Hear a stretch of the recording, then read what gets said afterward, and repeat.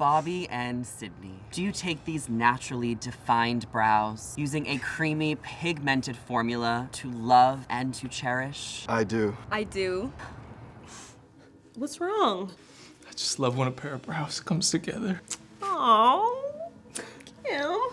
Do you, Theo, take Isabel and her eyebrows to be your wife? I do. I do. Do you, Isabel, take Theo and his eyebrows forever?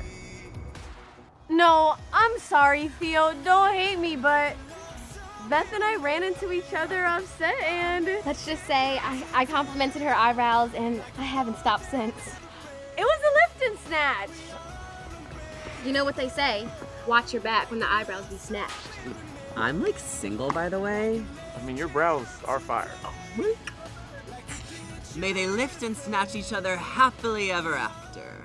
Wow, a hidden lesson in there for all of us. And it just goes to show you, if you don't love your own brows, who will? Wishing all of our couples' relationships last as long as Zero to Brow Longwear Gel. Thanks for tuning in, and hopefully we get greenlit for season 2. Oh, we're definitely getting a season 2. Oh, absolutely. Mm-hmm.